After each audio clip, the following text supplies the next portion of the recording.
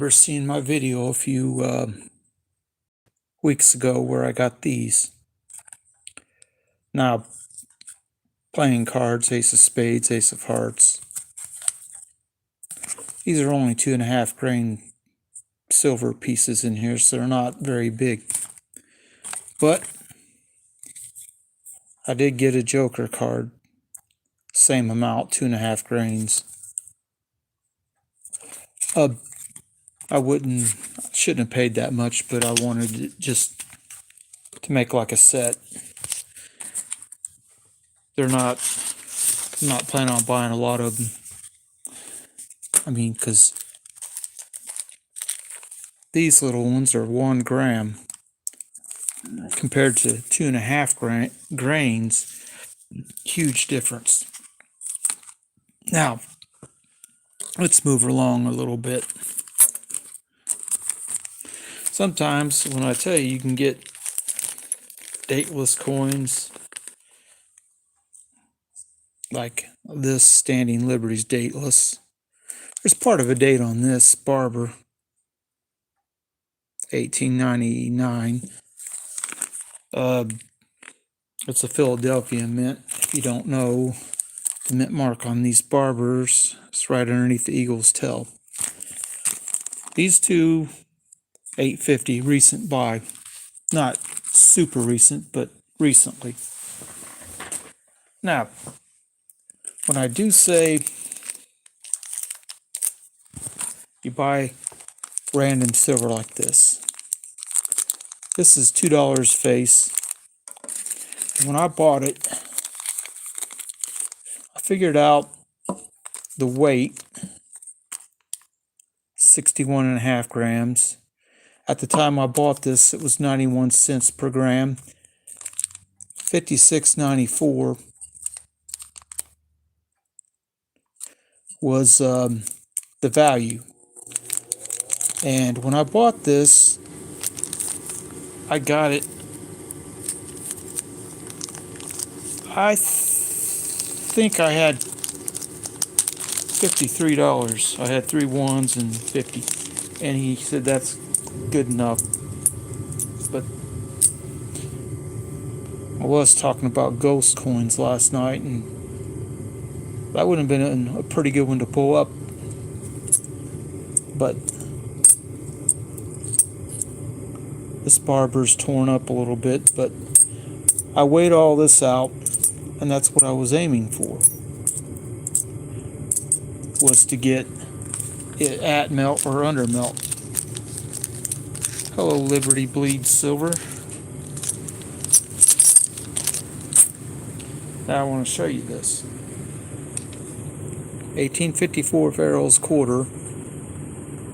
It's scratched up pretty bad. Mangled, basically. But has this carved in the back. This is likely maybe a Civil War token. And the story behind it was the guys would go to war and they'd be sitting there thinking of home and how they wish they were there instead of out fighting a war. And they'd take one of these coins and carve the back. It took a while to do it. And then when they got home, they would present it to their wife, girlfriend, whatever, and say, I thought about you the whole time. So that's a pretty cool, sentiment. But I can't prove that one's a Civil War token, because how can you? Now I'm going to show you this real quick. West Point Special Edition Lincoln Penny. It says collect all 3. Well, I don't have all 3, but I do have one of them. And tell you the truth, I didn't know they made these in reverse proofs. Yes, they are also known as love coins. West Point cent. It's Still in the mint package, of course. I'm not taking it out. Reverse proofs are really neat looking. I really like them, but they don't make a whole lot of them when they make them. And so that's going to stay as a set. And these cost quite a bit because if you buy them from the mint, they're way more than if you buy them from secondary market. Now, bank had a $2 bill, series 2017, no big deal. They did add some more dollar coins. And what I'm looking for in these, not presidential coins, I'm looking for Sacagawea, specifically 2000 Philadelphia, which both of these are. Now, what I want to see, I don't think I will, but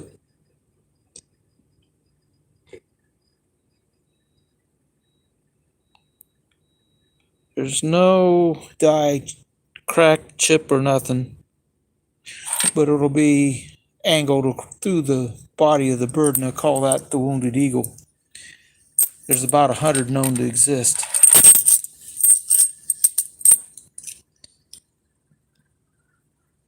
Yeah, you can learn a lot of stuff about history through these coins, older coins. Take one I just got. 1898, New Orleans. It's a bit worn, but not horribly bad. See the old mint mark there. This was used quite a bit. People spin it. It circulated. When I get these in cards, I should always smash all of them, but I don't always smash every one as I get them. But you should, so this doesn't scratch the coin up. Now, $5, and then someone wrote 9. 9 might be for a good 4 of this, but if you price it at $9 and you try to sell it to a collector, they're going to want to have it bad to pay that much. So that hence $5 is not a lot more than what these usually run. Barber dimes are usually about $3. Ones that are a little bit nicer cost quite a bit more. Now, I did learn something. Modern nickel. This is a Philadelphia 2024. Apparently, the Denver, they made a lot less of them than normal, and people are buying them online, paying what I think is ridiculous prices, but that's, if you pay it, that's on you. Got this in my change a couple days ago. It fell out of the change return like this, and I saw the wheat and figured it was an older one, but didn't expect it to be a 1911, which is pretty old for these. I mean, first year they made Lincoln pennies or cents was 1909, so it's the third year. But I thought that was a nice find for for just getting it out of my change. Now, got these the other day. They're all silver. 64, 63, and a 64 quarter. They all have little holes drilled in them. At the time I bought them, the dimes were $2 a piece. The quarter he had wrote $2.50. Don't ask me why. It should have been more, because even with the hole in it, it's not down that much in weight because it's barely worn otherwise. And you can buy a silver quarter for $2.50, even with a hole in it. I'd say buy it. Melt on these is about $5.50 at recent prices. So this thing probably should have been at least $4.50 because it's, got a hole in it. But he didn't price it that way. Now, speaking of coins with a hole in them, hello, Ernest Edwards and Bottle Top Bandit. Thanks for stopping by.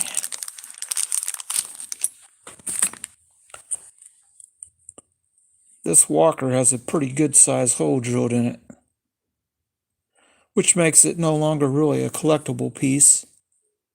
And it's a common year anyway. Denver.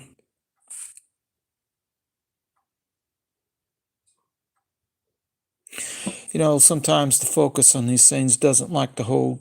I wish it worked better, but it doesn't always work. This, by melt, would be worth about, if I remember correctly, 11.20, 11.30.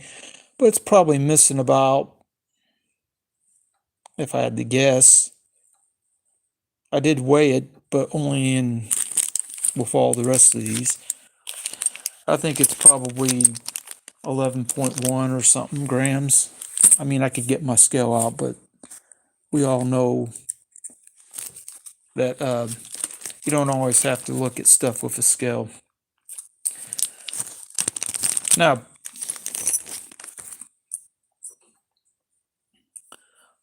about these 2 quarters, dateless, four and a quarter a piece, which at recent prices, these would be under melt quite a bit if they weren't worn. Now they are worn, so you have to do that math of how much these actually weigh. I'm guessing about 11 total grams probably. And at 90 cents a gram, you're talking $9.90 in melt value roughly. And I got them for $8.50 a while back. This melt then might have been less, but it's probably higher now. All right. Whoa. I don't have a whole lot more to talk about, but I do like to collect Orleans Mint coins because they're no longer around. And I didn't even have one about 6 years ago, probably. And now I got a bunch of them. Hello, Canes coins. Thanks for stopping by the stream. But you can see it's beat up a little bit. But it's over 120 years old. I mean, what are you going to look like in 120 years? But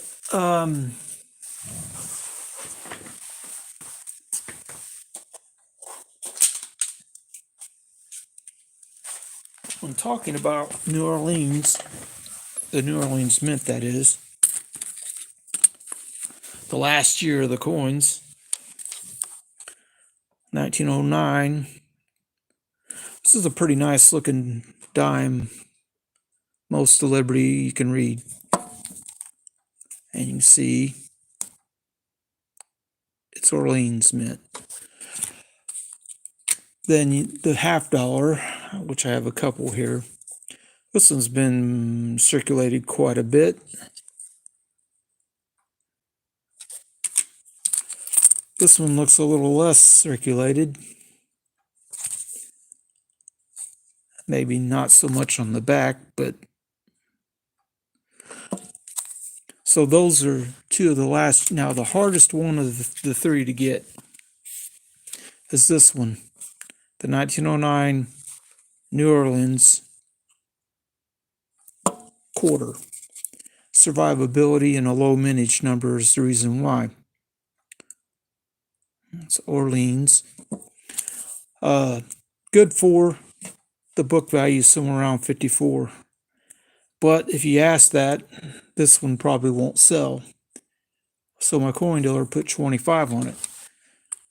But completing the set of 1909 Orleans means I got one each of the last 3 different coins they minted. And probably the best looking one is this. And it's the most expensive, because these dimes, they stayed in circulation a long time. You can see all of Liberty on this. It's starting to wear a little right on the crown there, where the, let's see if we can get it to focus better. The R, T, and the Y are kind of hard to read on it, but they're there. Which this has none of that left, so it's worn quite a bit more. But no, these aren't terribly expensive coins. I mean, when I bought 15 for a $50, 12, they're a little bit higher than melt, but not much. The quarter being 25 and the dime being a nicer one. You can probably find a 1909 dime that's worn like this for probably around $5 or $6.